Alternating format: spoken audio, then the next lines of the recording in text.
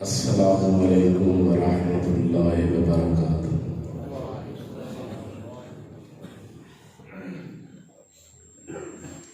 الحمد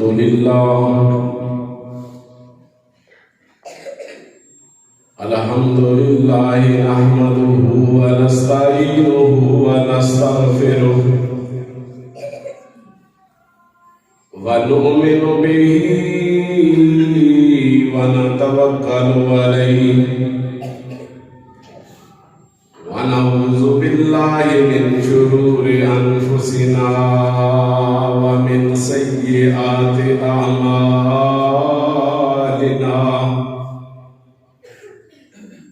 من يهده الله فلا مضل له ومن يضلل فلا هادي له نشهد أن لا إله إلا الله ونشهد أن محمدا عبده ورسوله إن الله وملائكته يصلون على النبي يا أيها الذين آمنوا صلوا عليه وسلموا تسليما اللهم صل على محمد وعلى آل محمد كما صليت على إبراهيم وعلى آل إبراهيم إنك حميد مجيد اللهم بارك على محمد وعلى آل محمد كما باركت على إبراهيم وعلى آل إبراهيم إنك حميد مجيد وشر الأمور محدثاتها وكل محدثة بدعة وكل بدعة ضلالة وكل ضلالة في النار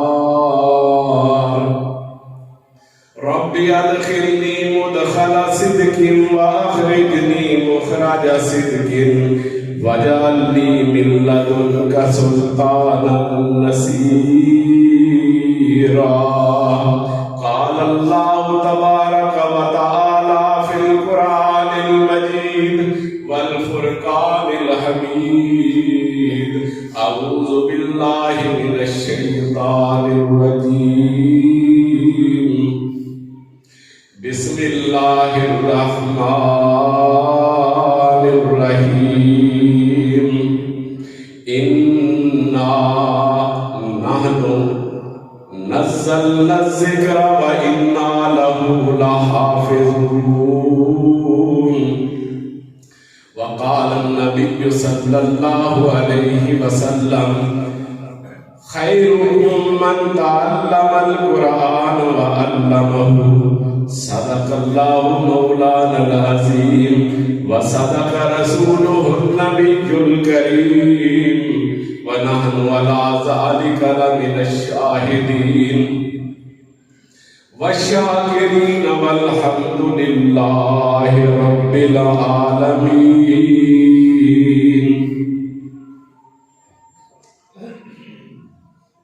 حمد و ثنا، تعریف و توصیف، بزرگی و بڑائی، شان و شوکت، عزت و کمال، روب و جلال اللہ ذوالجلال کے لیے جو پوری کائنات کا خالق، مالک، رازق اور حاکم ہے، اور پوری کائنات اس کی مخلوق اس کے سامنے مجبور اور اس کی محکوم ہے۔ حضرات و حاضرین، آج دسمبر کی جو انگریزی مہینے کا انگریزی سال کا آخری مہینہ ہے، 15 تاریخ ہے۔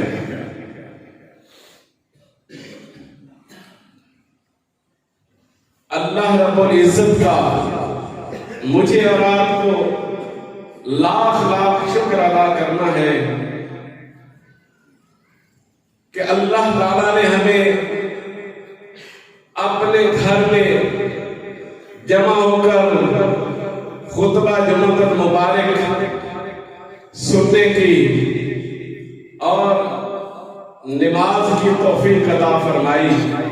یقیناً یہ اللہ رب العزت کا بہت بڑا احسان ہے، وگرنہ کتنے ہی ایسے لوگ ہیں جن کا شوق ہے مسجد میں آنے کا، جمعہ پڑھنے کا شوق تو ہے، لیکن کیا کاروباری مجبوریاں اور کئی قسم کی بیماریاں اور کئی قسم کے مسائل ان کو اس بات سے روکے ہوئے ہیں کہ وہ اللہ کے گھر میں نہیں آ رہے۔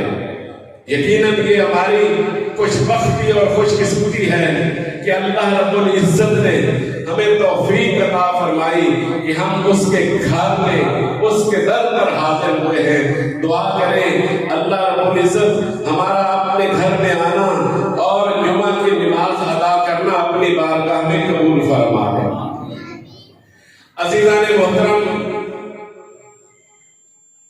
قرآن پاک کی سورہ الحجر کی آیت نمبر 9 آپ کے سامنے تلاوت کی گئی۔ ارشاد ربانی ہوتا ہے اِنَّا نَحْنُ نَزَّلْنَا الذِّكْرَ وَإِنَّا لَهُ لَحَافِظُونَ۔ اِنَّا یہ پہلے بھی آپ نے آیا مبارکہ کئی دفعہ سنی ہے، میں یہ اس لیے عرض کر رہا ہوں کہ یہ گاؤں یہ ڈیزیاں جس کا نیا نام منصور پورہ ہے، یہ الحمدللہ ثم الحمدللہ علم کے حوالے سے، نظریہ اور عقیدہ کے حوالے سے پورے علاقہ کی نمائندگی کرتا ہے۔ اور یہ میری بھی خوش بختی اور خوش قسمتی ہے کہ جس جگہ پہ مجھے کھڑے ہونے کی اللہ نے توفیق عطا فرمائی، اس جگہ پہ بہت بڑی علمی شخصیات کھڑی ہوئی، اور سامعین میں سے بہت ہی اہل علم و فضل جو تھے وہ صفوں کے صفے یہاں پہ تشریف فرما ہوئے کرتے تھے۔ تو حضرات میں عرض کرنا چاہ رہا تھا کہ یہ آیا مبارکہ آپ نے کئی دفعہ سنی ہے، آئیے ذرا ایک دفعہ اس آیا مبارکہ کا ترجمہ میں آپ کے سامنے رکھتا ہوں، بلکہ ترجمہ نہیں میں ترجمانی کروں گا، ذرا توجہ کے ساتھ سنیے گا۔ تو میں جب ترجمہ کروں گا تو اس سے میرا موضوع اور مضمون آج کے خطبہ جمعۃ المبارک کا وہ بھی آپ کے سامنے آ رہے ہیں۔ حضرات ارشاد ہوتا ہے اِنَّا بے شک ہم نے، نانو ہم نے، نزلنا ہم نے نازل کیا، الذکر ذکر کو، ذکر سے مراد قرآن پاک ہے۔ یہ قرآن پاک کے جو نام ہیں ان ناموں میں سے ایک نام ہے الذکر۔ ذکر کا مطلب ہوتا ہے یاد کرنا اور یاد دہانی۔ اِنَّا نَحْنُ نَزَّلْنَا الذِّكْرَ کہ بے شک ہم نے نازل کیا الذکر اس قرآن پاک کو، وَإِنَّا لَهُ لَحَافِظُونَ اور یاد رکھیں بے شک ہم ہی اس کی حفاظت کرنے والے۔ آپ ماشاءاللہ پڑھے لکھے ہیں، سمجھدار ہیں، بات کو سمجھتے ہیں، ذرا غور کیجئے کہ اس آیا مبارکہ میں اللہ رب العزت نے ارشاد فرمایا کہ بے شک ہم نے نازل کیا اور بے شک ہم ہی اس کی حفاظت کرنے والے ہیں۔ 4 دفعہ متکلم کی ضمیر اللہ رب العزت نے استعمال کی۔ کیا مطلب یہ ہے کہ جب بات پہ زور دیا جاتا ہے، پکے ٹھکے طریقے سے کہی جاتی ہے، بات کو سمجھایا جاتا ہے، بات میں زور دیا جاتا ہے، جاتا ہے یہ کام کس نے کیا؟ کہتا ہے میں نے کیا. بھئی کس نے کیا؟ کہتا ہے میں نے کیا. تو یہ اگلی بات کہ اللہ رب العزت کی ذات تو اکیلی ہے، صیغہ جمع کا استعمال ہوا ہے. علامہ فخر الدین رازی تفسیر کبیر میں لکھتے ہیں کہ بادشاہوں کا طریقہ کار یہ ہوتا ہے کہ اپنی بات میں وزن پیدا کرنے کے لیے، اپنی بات میں زور پیدا کرنے کے لیے جمع کا صیغہ استعمال کرتے ہیں. تو اللہ رب العزت کی ذات تو واحد ہے، صیغہ جمع کا استعمال ہوا ہے. جمع کے صیغے کا کیا مطلب ہے؟ مطلب یہ ہے کہ اللہ رب العزت نے فرمایا کہ میری ذات بات کر رہی ہے اپنی پوری کی پوری صفات کے ساتھ، کہ میں خالق بھی ہوں، میں رازق بھی ہوں، میں حاکم بھی ہوں، میں مالک بھی ہوں، میں قادر بھی ہوں. یہ اپنی ساری صفات کے ساتھ اِنَّا نَحْنُ نَزَّلْنَا الذِّكْرَ وَإِنَّا لَهُ لَحَافِظُونَ. حضرات کیا مطلب یہ ہے کہ اللہ رب العزت نے اپنے قرآن پاک کی حفاظت کا ذمہ خود لیا. حضرات یہ میری اور آپ کی خوش قسمتی، خوش بختی کہ ہم اس دور میں آئے کہ قرآن پاک جیسی اللہ رب العزت نے ہمیں کتاب عطا فرمائی اور جناب محمد الرسول اللہ صلی اللہ علیہ وسلم جیسا رسول عطا فرمایا. اگر ہم اس سے پہلے ہوتے تو ہمیں کس پہ اعتراض ہوتا؟ حضرات مسند احمد کی روایت کے مطابق اللہ رب العزت نے 1,24,000 پیغمبر مبعوث فرمائے اور ان 1,24,000 پیغمبروں میں سے 315 رسول تھے اور باقی نبی تھے. اور آپ کو پتہ ہے کہ رسول اور نبی میں فرق کیا ہوتا ہے؟ رسول جو ہوتا ہے اس پر باقاعدہ طور پر شریعت نازل ہوتی ہے. رسول جو ہوتا ہے وہ صاحب شریعت ہوتا ہے. رسول جو ہوتا ہے وہ صاحب کتاب ہوتا ہے. اور نبی جو ہوتا ہے وہ کسی رسول کی معاملت کے لیے آتا ہے، کسی رسول کی شریعت کے احیاء کے لیے آتا ہے. اگر کسی رسول کی شریعت معدوم ہو چکی ہے تو اس کو نئے سرے سے لوگوں کے سامنے پیش کرنے کے لیے نبی آیا کرتا ہے. نبی پر باقاعدہ طور پر شریعت نازل نہیں ہوتی اور رسول پر باقاعدہ طور پر شریعت نازل ہوتی ہے. حضرات ذرا توجہ کیجئے، آدم علیہ السلام ہماری تاریخ جو ہے اسلامی تاریخ کے مطابق سب سے پہلے جو نبی ہیں وہ جناب آدم علیہ السلام ہیں. آدم علیہ السلام پہ صحیفے نازل ہوئے اور اس کے بعد ان کے بیٹے جناب شیس علیہ السلام ہیں، ان پر بھی اللہ تعالیٰ نے صحف نازل فرمائے. اور اس کے بعد ہماری معلوم تاریخ کے مطابق سب سے پرانے پیغمبر جو ہیں وہ جناب ادریس علیہ السلام ہیں.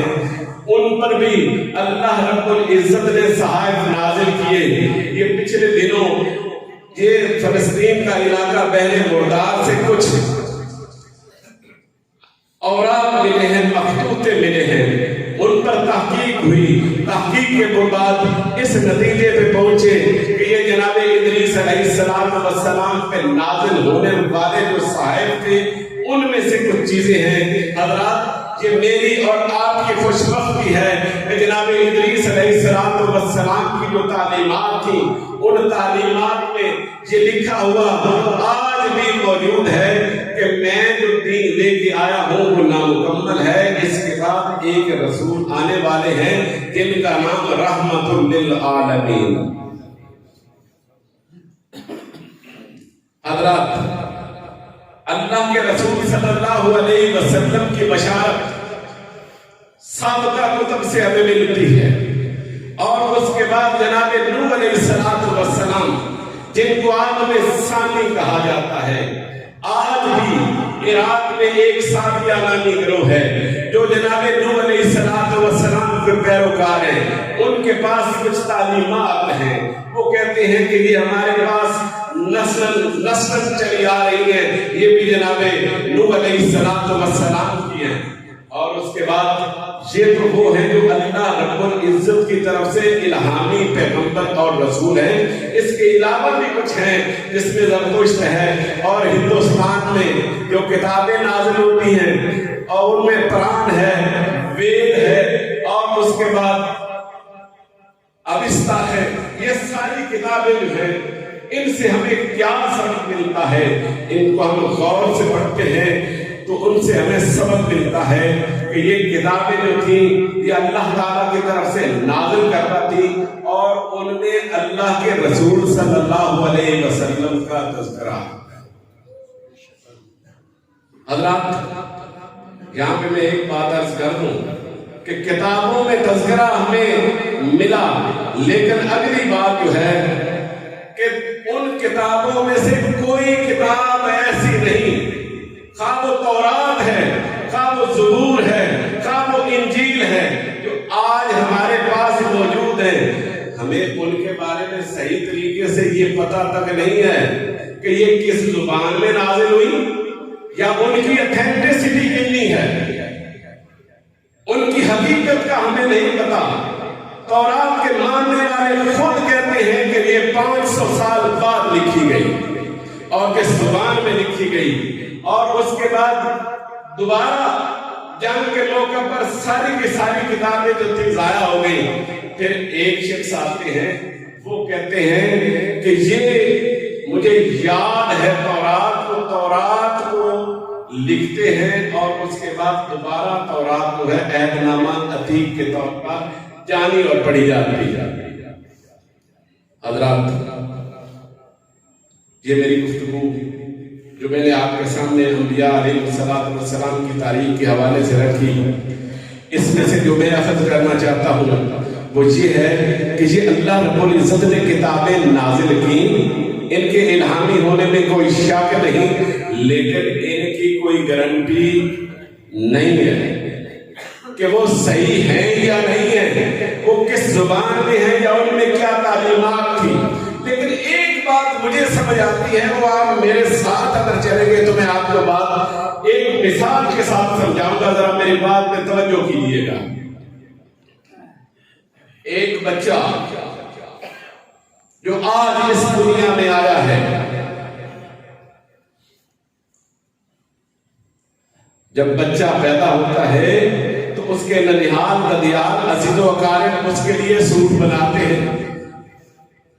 اب یہ بچہ جو ہے 1 سال کی عمر کا ہو گیا, اب وہ 0 سائز والے سوٹ اس کو فٹ نہیں ہے, پورے نہیں ہیں.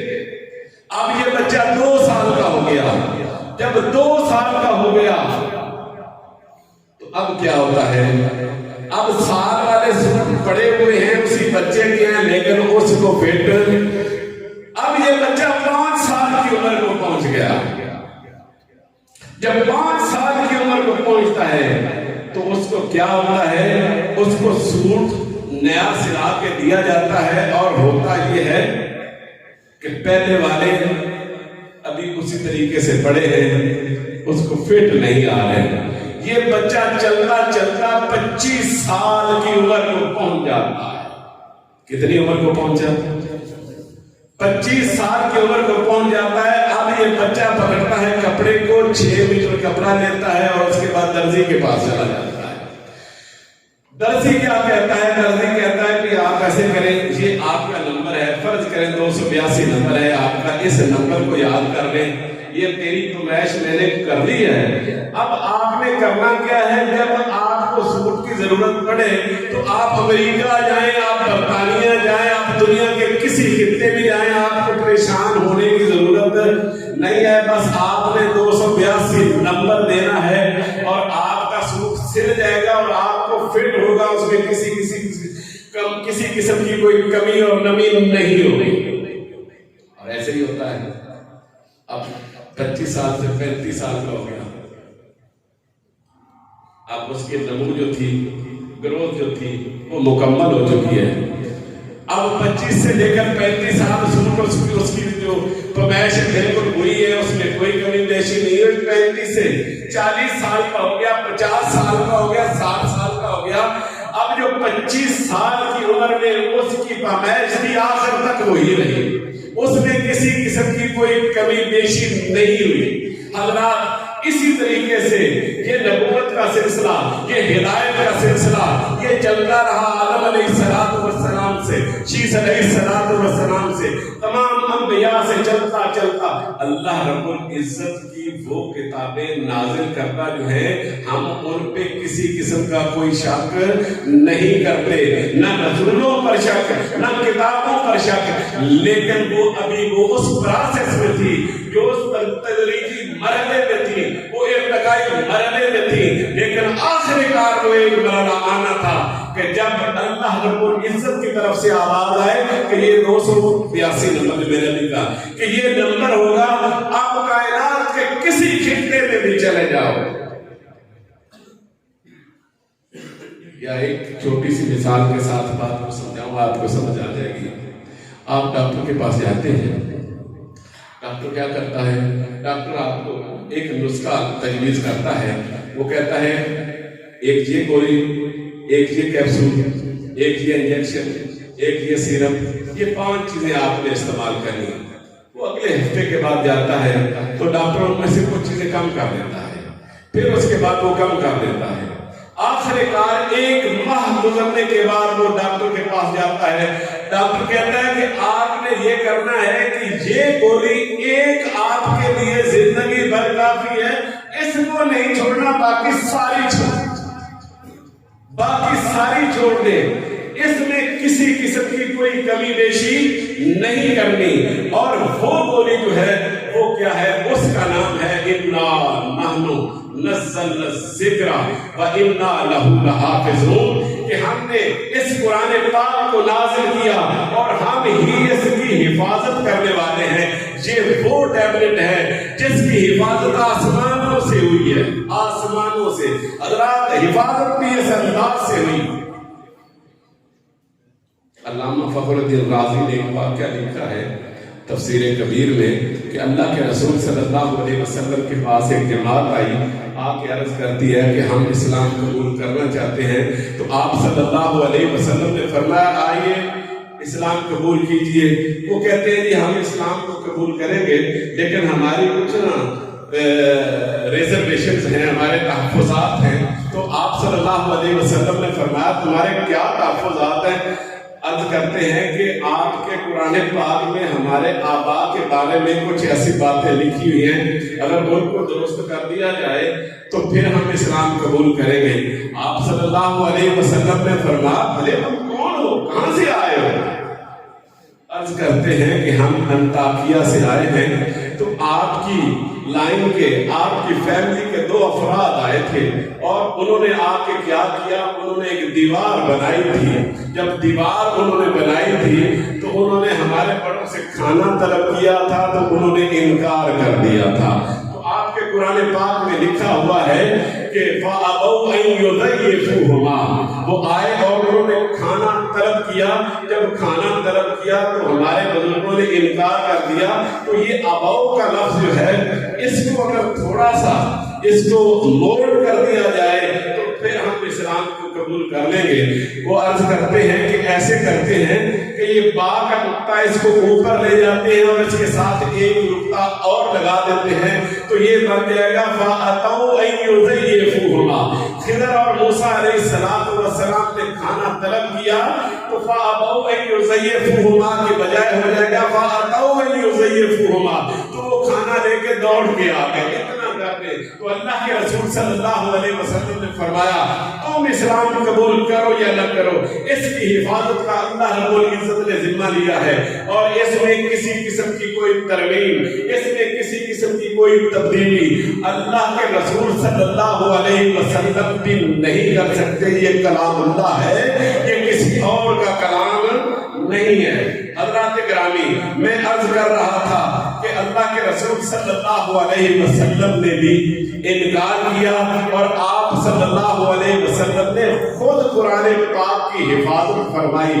آپ صلی اللہ علیہ وسلم پر جب قرآن پاک کا نزول ہوتا تو آپ صلی اللہ علیہ وسلم قرآن پاک کی آیات کو یاد کرنے کے حوالے سے ذرا تیزی سے کام لیتے کہ کہیں کہیں بھول نہ جائے. تو اللہ رب العزت نے فرمایا محبوب پریشان ہونے کی ضرورت نہیں. سنقرئک فلا تنسیٰ. ہم آپ کو یاد کروا دیں. یاد کروانا ہمارا کام ہے. آپ کو پریشان ہونے کی ضرورت نہیں ہے. تو اللہ کے رسول صلی اللہ علیہ وسلم جب آیات نازل ہوتی آپ صلی اللہ علیہ وسلم کی کیفیت بڑی عجیب تھی کہ آپ اپنی زبان کو تیزی سے حرکت دیتے ہیں. کس لیے حرکت دیتے ہیں؟ کہ کہیں ایسا نہ ہو کہ یہ اللہ کا کلام جو ہے یہ جب فرشتہ میرے پاس لے کے آتا ہے تو مجھے بھول نہ جائے. تو اللہ رب العزت نے آسمانوں سے آواز دی. سورہ القیامہ آیت نمبر 16 سے لے کر 19 تک. محبوب لا تحرک بہ لسانک لتعجل بہ ان علینا جمعہ وقرآنہ فَإِذَا قَرَأْنَاهُ فَاتَّبِعْ قُرْآنَهُ ثُمَّ إِنَّ عَلَيْنَا بَيَانَهُ. محبوب آپ کو پریشان ہونے کی ضرورت نہیں ہے. اپنی زبان کو تیزی سے حرکت نہ دے. جس نے انتظام کیا ہے آسمانوں سے جبریل کے ذریعے آپ کے پاس پہنچانے کا وہ اس کی حفاظت کا انتظام ہی خود کر لے گا. اور اللہ رب العزت نے کر کے دکھایا. حضرات کائنات میں کوئی ایسی کتاب نہیں ہے جو 1400 سال کا عرصہ ہو تو وہ اپنی اصل شکل میں موجود ہو. اور حضرات توجہ کیجئے کہ اللہ رب العزت نے قرآن پاک کی حفاظت کے ساتھ ساتھ صرف قرآن پاک کی حفاظت نہیں کی. میں پہلے عرض کر چکا ہوں کہ باقی انبیاء کی کتب کو دیکھیں ان کی زبانوں کا پتہ نہیں چلتا وہ کس زبان میں نازل کی گئی. اب قرآن پاک کو جب عربی زبان میں نازل کیا تو صرف اور صرف قرآن پاک ہی نہیں اس زبان کو بھی محفوظ کر دیا جس زبان میں کتاب. قرآن پاک کو بھی محفوظ کیا, زبان کو بھی محفوظ کیا. اور آج سے 1400 سال پہلے کا شخص کوئی اٹھ کے آئے اور آ کے میرے اور آپ کے ساتھ عربی زبان میں بات کرے تو اس کو کسی قسم کا کوئی مسئلہ مشکل پیش نہیں آئے گی. حضرات اللہ کے رسول صلی اللہ علیہ وسلم نے قرآن پاک کی حفاظت اس انداز سے کی کہ اس میں صحابہ کرام رضوان اللہ علیہم اجمعین کو لکھوا دیا کرتے اور صحابہ کرام آپس میں ایک دوسرے سے مل کر اس کا ورد کرتے, پڑھتے اور سناتے. ایسے نہیں ہمارے پاس آ گیا. اور ان تمام چیزوں سے بڑھ کر عربوں کا حافظہ ہم سے اور زیادہ, اتنے حافظے میں مضبوط کہ ایک مجلس ہے, مجلس میں کچھ لوگ بیٹھے ہوئے ہیں, شعر و شاعری کی مجلس ہے. ایک شاعر نے اپنے کھڑے ہو کر 100 شعر پڑھے اور دوسرا ایک بچہ چھوٹا سا کھڑا ہوتا ہے, وہ کہتا ہے اس مجلس کو کہتا ہے کہ یہ جو اس نے شعر پڑھے نا سارے میرے کے میرے. تو مجلس جو تھی اس نے کہا کہ آپ ایسے کریں, آپ ہم کریں گے یہاں پہ کھڑے ہو کر یہ سارے شعر سنا دیں تو ہم مان جائیں گے. وہ بچہ کھڑا ہوتا ہے, کھڑا ہو کر 100 کے 100 شعر سنا دیے. تو سارے حیران ہو گئے کہ یہ بزرگ آدمی ایسے نے کتنی غلط بات کہی ہے. تو وہ عرض کرتا ہے میں نے غلط بات نہیں کی, میں نے تو اس سے سنے ہیں اور وہ مجھے یاد ہو گئے. یہ میں ان کے لیے کہہ رہا ہوں جو صحابہ کرام رضوان اللہ علیہم اجمعین کے حافظے پر اعتراض کرتے ہیں. حضرات اللہ کے رسول صلی اللہ علیہ وسلم نے سارے کا سارا قرآن پاک جو ہمارے پاس موجود ہے وہ منوان اپنی حیات مبارکہ میں سارے کا سارا لکھوا دیا اور اس کو حفظ بھی کر دیا گیا, اس کو یاد بھی کر دیا گیا. اور اس کے بعد ایک تیسرا طریقہ اس کو محفوظ کرنے کا. حضرات یہ ٹائم مجھے بتا رہا ہے کہ یہ میری آخری بات ہے, اس کو ذرا توجہ کے ساتھ سنیے گا. میں نے آپ کے سامنے 2 طریقے بیان کیے ہیں, ایک تحریر کا, کہ تحریری طور پر اللہ کے رسول صلی اللہ علیہ وسلم نے حفاظت فرمائی، اللہ رب العزت نے حفاظت فرمائی، اور اس کے بعد اس کی حفاظت ہوتی رہی۔ پھر اس کے بعد حفظ بھی اس کو کیا جاتا رہا۔ یہ دور کی بات نہیں، یہ 1877 کی بات ہے۔ یہ ہندوستان کی 635 ریاستوں میں سے ایک ریاست جس کا نام بھوپال تھا۔ حضرات یہ آپ کے لیے بالکل نئی بات ہے، اس کو توجہ کے ساتھ سنیے گا۔ اس ریاست کے نواب بھوپال نواب صدیق حسن خان جب نوابی کی کرسی پہ بیٹھتے ہیں تو پہلا کام جو کیا وہ آپ کو یاد ہے۔ میں ایک سوال کرتا ہوں اپنی بات سے پہلے، اس کو ذرا سنیے گا کہ آپ کہتے ہیں کہ حافظ صاحب کس کو کہتے ہیں جس نے قرآن پاک حفظ کیا؟ یہ ایک نابینا جو ہوتا ہے اس کو کیا کہتے ہیں؟ اس کو نابینے کو کیا کہتے ہیں جی؟ اس کو حافظ کیوں کہتے ہیں؟ کبھی سوچا؟ او بھائی نبینے کو حافظ کیوں کہا؟ او بھائی یہ صحرا آپ کے سر پر ہے، آپ مبارکباد کے مستحق ہیں کہ آپ ہی کی فیملی کے نواب بھوپال نواب صدیق حسن خان جب اقتدار سنبھالتے ہیں تو دیکھا کہ بر صغیر پاک و ہند میں جتنے بھی نابینے تھے ان کے لیے اعلان کروا دیا کہ میری ریاست میں آئے اور قرآن پاک حفظ کرنا شروع کر دیں، تمہیں معاوضہ بھی ملے گا، رہائش بھی ملے گی، کھانا بھی۔ 14 سال تک سربراہی کی، نتیجہ کیا ہوا؟ نتیجہ یہ ہوا کہ وہ ریاست جو تھی وہ نبینوں کی ریاست مشہور ہو گئی تھی۔ اتنے دور دراز سے نابینا افراد جو تھے وہ وہاں پہنچ گئے اور قرآن پاک حفظ کرنا شروع کر دیا، اس لیے کہ اِنَّا نَحْنُ نَزَّلْنَا الذِّكْرَ وَإِنَّا لَهُ لَحَافِظُونَ۔ حضرات یہ اللہ رب العزت نے انتظام کروایا، اور آج آپ کو مجھے یہ پتہ ہی نہیں ہے کہ ہم نابینا کو حافظ کیوں کہتے ہیں۔ حضرات یہ اس لیے کہتے ہیں کہ نواب بھوپال نواب صدیق حسن خان نے یہ انتظام کیا تھا کہ میرے پاس آئے قرآن پاک کو حفظ کریں۔ اس کے علاوہ پچھلے دنوں ایک میٹنگ میں تھا میں، تو ایک مسلک کے نمائندہ شخص وہاں پہ تھے، وہ بتا رہے تھے کہ ہمارے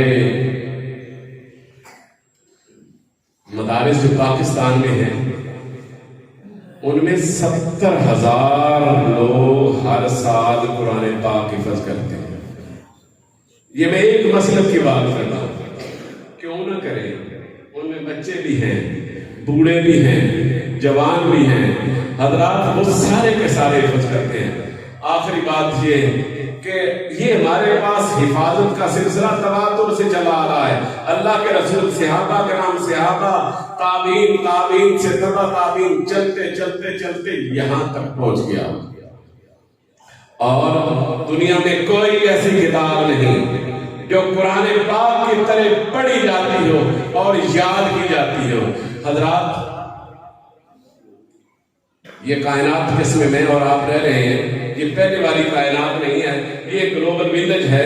یہ گلوبل ویلیج ایک چھوٹا سا گاؤں بن کے آپ کے سامنے آ گئی ہے۔ آپ کی موبائل جو ہے اس کی سکرین پہ 7 سمندر اور 7 بر اعظم آپ کے ہاتھوں میں ہے۔ حضرات اس کو ذرا توجہ کے ساتھ سنیے گا۔ آج کیا تاریخ ہے جی؟ 15 دسمبر۔ آپ کو پتہ ہے کہ دنیا میں 15 دسمبر کا آئی کہاں سے شروع ہوتی ہے؟ آپ کا یہ جو مشرقی علاقہ ہے، اس علاقے میں ایک ملک ہے، چھوٹا سا ملک ہے، اس ملک کا نام ہے فجی۔ وہاں سے انٹرنیشنل ڈیڈ لائن گزرتی ہے۔ فجی میں سب سے پہلے صبح صادق ہوئی اور 15 تاریخ آئی، صبح صادق ہوئی، اور اس کے بعد وہاں پہ 2-3 لاکھ مسلمان ہیں، ان میں سے ہزاروں کی تعداد میں مساجد میں گئے، انہوں نے قرآن پاک کو پڑھا، قرآن پاک کو پڑھا، نماز میں پڑھا۔ نماز کے بعد مدارس ہیں، ان مدارس میں قرآن پاک کی تلاوت اور تذکرہ شروع ہوتا ہے. پھر اس کے بعد سورج آگے چلتا ہے، سورج آسٹریلیا میں آ جاتا ہے. سورج جب آسٹریلیا میں آتا ہے تو وہاں بھی لاکھوں کی تعداد میں مسلمان ہیں. صبح کی اذان ہوتی ہے، نماز ہوتی ہے. نماز میں قرآن پاک کی تلاوت، ایک مسجد میں کوئی حصہ، دوسری میں کوئی، تیسری میں کوئی حصہ تلاوت کیا جاتا ہے. اور اس کے بعد سورج مزید آگے چلتا ہے، سورج انڈونیشیا میں پہنچ جاتا ہے. انڈونیشیا میں آپ کو پتا ہے کہ کروڑوں کے حساب سے مسلمان ہیں، اور وہ سارے کے سارے صبح کی نماز پڑھتے ہیں اور قرآن پاک کی تلاوت کرتے ہیں. سورج آگے آتا ہے، سورج ملائیشیا میں پہنچ جاتا ہے. ملائیشیا میں آپ کو پتا ہے کہ کروڑوں کے حساب سے مسلمان ہیں اور پکے مسلمان ہیں. وہ حج عمرہ کے حوالے سے ہم سے آگے ہیں، تو وہ کیا کرتے ہیں؟ وہ قرآن پاک کو پڑھتے ہیں، تلاوت کرتے ہیں. سورج آگے چلتا ہے، سورج بنگلہ دیش میں پہنچ جاتا ہے. صبح صادق ہوتی ہے، اذان ہوتی ہے، قرآن پاک کی تلاوت ہوتی ہے، اور قرآن پاک کی تلاوت ہوتی ہے. مدارس ہیں، اس میں بیویاں، بچے، مرد، عورتیں سارے قرآن پاک کو پڑھتے ہیں. پھر اس کے بعد سورج آگے چلتا ہے، ہندوستان میں پہنچ جاتا ہے.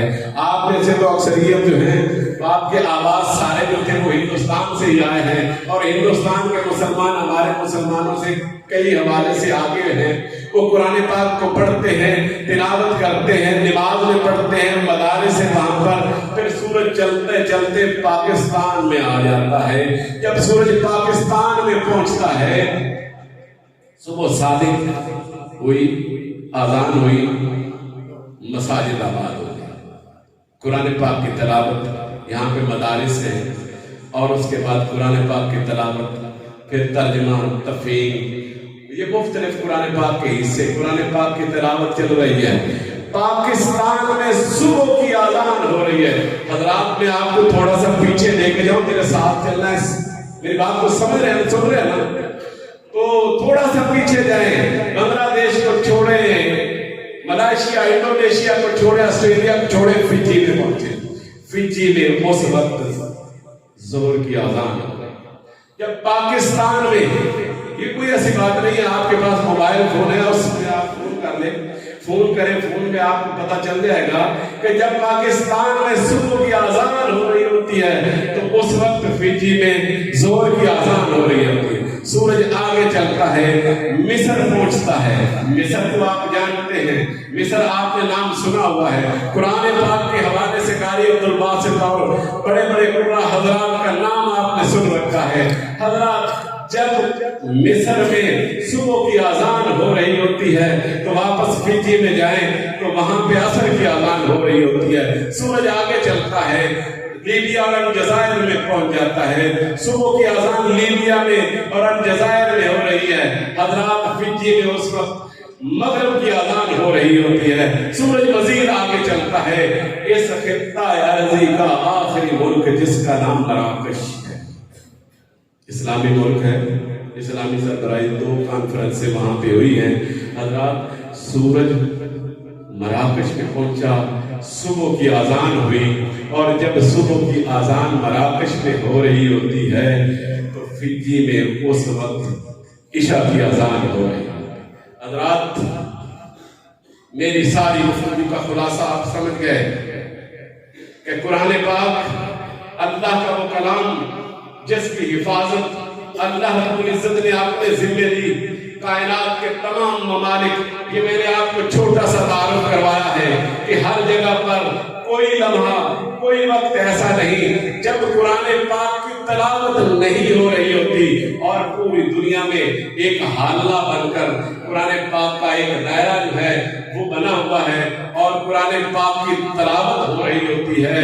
تو قرآن پاک کی تلاوت کوئی ایسا لمحہ نہیں کہ قرآن پاک کی تلاوت رک جائے. ہاں رکے گی، جب یہ کائنات ختم ہوگی اس وقت رکے گی، اس سے پہلے رک سکتی نہیں. تو ہم اس نتیجے پہ پہنچے کہ اِنَّا نَحْنُ نَزَّلْنَا الذِّکْرَ، اِنَّا ہم نے، نحنو ہم نے، نزلنا ہم نے نازل کیا، وَإِنَّا لَهُ لَحَافِظُونَ اور ہم ہی اس کی 4 دفعہ اللہ رب العزت 3 دفعہ تو کہتے ہیں 3 قول سنے ہوئے. تو اس آیہ مبارکہ میں اللہ رب العزت نے 4 دفعہ جو ہے متکلم کی ضمیر استعمال کر کے فرمایا کہ ہم ہی اس کی حفاظت کرنے والے ہیں. حضرات یہ قرآن پاک اللہ کا کلام جو میرے اور آپ کے مقدر اور نصیب میں ہے، ہم ان میں سے نہیں ہیں جو مارے پھر رہے ہیں کہ پتہ نہیں ہماری کتاب صحیح ہے یا نہیں. اللہ رب العزت سے دعا ہے کہ اللہ تعالیٰ ہمیں قرآن پاک کو پڑھنے، سمجھ کر اس پر عمل کرنے کی توفیق عطا فرمائے. آخر